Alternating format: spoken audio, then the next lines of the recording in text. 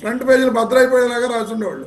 వాళ్ళు కూడా అనుమానాస్పద మృతి కిందే రాశారు. ఎందుకంటే వాళ్ళకు కూడా వాస్తవాలు తెలుసు. ఆ వాస్తవాల్లో నిజానిజాలనే బయటికి రావాలి. గతంలో ఏమీ లేకుండానే ఇప్పుడు కృష్ణాంజనేయులు గారు చెప్పారు, గతంలో పరిటాల కేసులో ఇలా చనిపోయారు, లేకపోతే వివేకానంద రెడ్డి గారి కేసులో ఇలా చనిపోయారు అని చెప్పి. వివేకానంద రెడ్డి గారి కేసులో అయినా సరే, పరిటాల కేసులో అయినా సరే చనిపోయిన వ్యక్తులు, పరిటాల కేసులో చనిపోయిన వ్యక్తులు వాళ్ళు ఆల్రెడీ ముద్దాయిలుగా గుర్తించిన తర్వాత చనిపోయారు తప్ప ముద్దాయిలుగా గుర్తించకుండా చనిపోలా. అలాగే వివేకానంద రెడ్డి గారి కేసులో కొంతమంది చనిపోయారని చెప్తున్నారు. చనిపోయిన వాళ్ళు ఎవ్వరూ కూడా హత్యలు చేయబడ్డ వ్యక్తులు కాదు. ఎక్కడ కూడా హత్య జరిగిన సందర్భాలు లేవు. వాళ్ళకున్న అనారోగ్య సమస్యలతోటి ఒక అతను వాచ్మెన్ 80 ఏళ్ల వృద్ధుడు, మరొక అతను అభిషేక్ రెడ్డి అని చెప్పి అతనికి గత 3-4 సంవత్సరాలుగా అనారోగ్యంతో బాధపడుతున్న వ్యక్తి, మరొక ఈసీ గంగిరెడ్డి గారు డాక్టర్ గారు, భారతీ రెడ్డి గారు తండ్రి గారు, ఆయన 80 ఏళ్ళు పైబడిన వ్యక్తి, ఆయన అనారోగ్యంతో చనిపోవడం జరిగింది. అటువంటి సహజ మరణాలను కూడా ఈ రోజున వీళ్ళ యొక్క రాజకీయ అవసరాల కోసం అవన్నీ కూడా ఏవో అసహజ మరణాలుగా, హత్యలుగా వాటినన్నింటినీ చిత్రీకరించడం జరుగుతుంది. నిజంగా ఇవన్నీ కూడా హత్యలు అయితే మీ ప్రభుత్వం ఉంది, ఈ రోజున ఎంక్వైరీ చేయండి, విచారణ చేసి అవన్నీ కూడా హత్యలు అని చెప్పి నిరూపించండి. అటువంటి నిరూపణలు అనేవి ఏమీ లేకుండా ఎంతసేపు కూడా ఎదుటి మీద దుష్ప్రచారం చేయడం తప్ప వేరే వ్యవహారం అనేది ఏమీ లేదు. అలాగే సార్, మీరు రాజు గారు, మీరు ఇంకో విషయం కూడా, మిమ్మల్ని బెదిరించారు అని చెప్పి చెప్తున్నారు. ఆ ఇన్సిడెంట్ ఎప్పుడు జరిగింది అనేది ఒకసారి నేను తెలుసుకోవాలనుకుంటున్నాను. అది జగన్మోహన్ రెడ్డి గారి ప్రభుత్వంలో జరిగిందా లేదా ఈ కూటమి ప్రభుత్వంలో జరిగిందా అనేది ఒకసారి మీరు చెప్పవలసిందిగా కోరుతున్నానండి.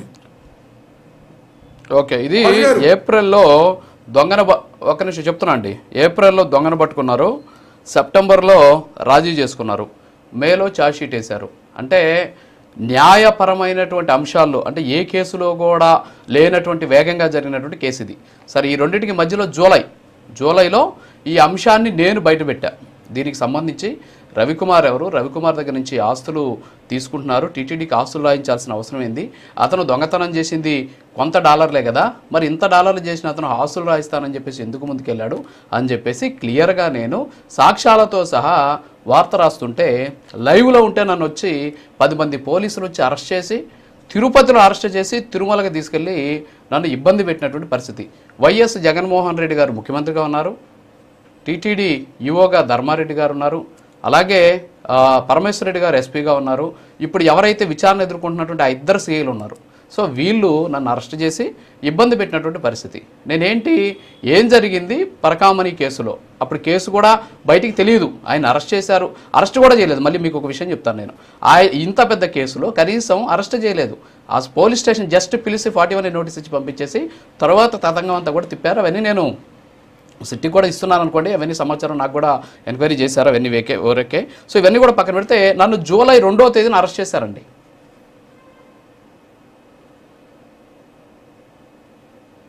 రమేష్ గారు వినిపిస్తుందా? రాజు గారు వినపడుతుంది. 2023 జూలై 2వ తేదీన నన్ను అరెస్ట్ చేశారు. అరెస్ట్ చేసి చాలా ఇబ్బందులు పెట్టారు.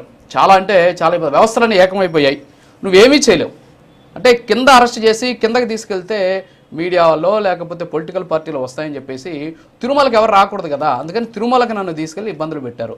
రవికుమార్ అనే వ్యక్తి నేనేదో డబ్బులు డిమాండ్ చేశానని అని చెప్పి అప్పటికప్పుడు కరెక్ట్గా నన్ను అరెస్ట్ చేసేదానికి 2 నిమిషాల ముందు గూగుల్ పే నెంబర్కి 10,000 డబ్బులు, ఎవరికైనా ఉంటుంది నెంబరు, గూగుల్ పే నెంబర్కి 10,000 పంపించి ఆ 10,000 నేను డిమాండ్ చేశానని చెప్పేసి నన్ను అరెస్ట్ చేసినటువంటి పరిస్థితి. సో అంతకుముందే తెలియాల్సినటువంటి చాలా టెక్నికల్ ఇష్యూస్ ఉన్నాయి ఇందులో. నా అకౌంట్ని ఫ్రీజ్ చేసి, ముందు రోజే నా అకౌంట్ని ఫ్రీజ్ చేసి తర్వాత నా అకౌంట్లో డబ్బులు వేశారు. అంటే మళ్ళీ నేను రిటర్న్ పంపించినా కూడా వెళ్లకుండా ఉండేలాగా చర్యలు తీసుకున్నారు. కేసుకి బలం కావాలి కదా వాళ్ళకి. సో ఇలాంటి చాలా ఉన్నాయి. అవన్నీ మాట్లాడితే కొంచెం కోపం వస్తుంది, ఆవేదన వస్తుంది, బాధ వస్తుంది. సో నేను యాజ్ ఏ మోడరేటర్గా చాలా సంయమనం పాటించాలనుకొని ఈరోజు వచ్చి కూర్చున్నాను ఇక్కడ. దీనికి సంబంధించి నా వర్షన్స్ చెప్పకూడదు, మీతో మాట్లాడాలనే ఉద్దేశంతో నేను వచ్చాను. ఓకే, మీరు అడిగారు కాబట్టి చెప్పాను రమేష్ గారు. మళ్ళీ వస్తాను Bandaru Vamshikrishna. Okay okay yes okay, అందుకే చెప్పాను. ఓకే, ఒక్క నిమిషం. Good morning. సో ఏంటి ఓవరాల్గా మీ రియాక్షన్? సార్, ముందుగా ప్యానెల్లో ఉన్న మిత్రులకు అలాగే ప్రైమ్ 9 వీక్షకులకు గుడ్ మార్నింగ్. చాలా బాధాకరం సార్, ఈరోజు ఆంధ్రప్రదేశ్ రాష్ట్రంలో అభివృద్ధి అరాచకం, రెండు ప్యారలల్గా ప్రయాణిస్తున్నటువంటి టైంలో మేము చేస్తున్నటువంటి అభివృద్ధిని మేము చెప్పుకోలేక ఈ అరాచకాలపైనే డిబేట్లలో మాట్లాడాల్సి వస్తున్నటువంటి పరిస్థితి. ఈరోజు మరి ప్రత్యర్థి 1 షాట్ 2 బర్డ్స్ లాగా ఒక షాట్తోనేమో మరి కీలకమైన సాక్షిని లేపేశారు, ఇంకో షాట్ ఏంటంటే రాష్ట్రంలో జరుగుతున్నటువంటి అభివృద్ధిని అసలు చర్చలోనే లేకుండా చేశారు ప్రత్యర్థులు. సో చాలా బాధాకరం అండి. మీరు యాక్చువల్గా మిమ్మల్ని ఇబ్బంది పెట్టారని తెలుసు, కానీ ఈ కేసులో ఇబ్బంది పెట్టారని చెప్పేసి ఇందాక మహేష్ గారు కూడా నేను కూడా ఇక్కడే తెలుసుకోవడం జరిగింది. తిరుపతిలో ఏదో కేసులో మీరు ఇబ్బంది పడ్డారని తెలిసింది, బట్ ఇదే కేసు అని మాత్రం మీరు ఇప్పుడు చెప్తుంటే తెలుస్తూ ఉంది. రాజు గారు, ఫర్ గాడ్స్ సేక్ మీరు కూడా జాగ్రత్తగా ఉండాలి, టీటీడీ సభ్యులు భానుప్రకాష్ రెడ్డి గారు జాగ్రత్తగా ఉండాలి.